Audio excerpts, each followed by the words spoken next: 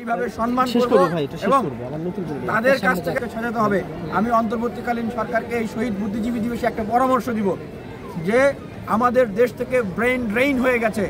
এরকম শত শত ট্যালেন্টেড বিভিন্ন সেক্টরের তরুণ এবং প্রবীণরা রয়েছে, দেশের বাইরে রয়েছে, অনেকেই মান অভিমান করে দেশ ছেড়ে চলে গিয়েছে, তারা এখন দেশে ফিরতে চায়। এবং দেশেও এরকম অসংখ্য মেধাবীরা রয়েছে, বিপ্লবীরা রয়েছে, যারা গণ অভ্যুত্থানে দেশপ্রেমের জায়গা থেকে আন্দোলন করেছে, নেতৃত্ব দিয়ে পুনর্গঠনে রাষ্ট্র বিনির্মাণে কোনো দলীয় বিবেচনা না করে তাদেরকে কিন্তু সাথে নিতে হবে। তাহলে এই ৭১-এর বুদ্ধিজীবীদেরকে কিন্তু সম্মান করা হবে। আপনি বলতে চাচ্ছেন কিনা যে প্রকৃত বুদ্ধিজীবীরা কখনোই মূল্যায়ন পায় না, এটা বলতে চাচ্ছেন কিনা?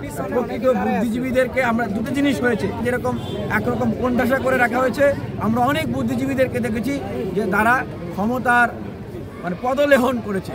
সেখান থেকে বুদ্ধিজীবীদেরকে সঠিক মূল্যায়ন করতে হবে এবং কখনোই বুদ্ধিজীবীরা সমালোচনা করবে বিধায় তাদেরকে আমরা দূরে ঠেলে দিব, তাদেরকে আমরা আমাদের সাথে রাখবো না, বিভিন্ন ট্যাগ দেবো, এটি কিন্তু করা যাবে না।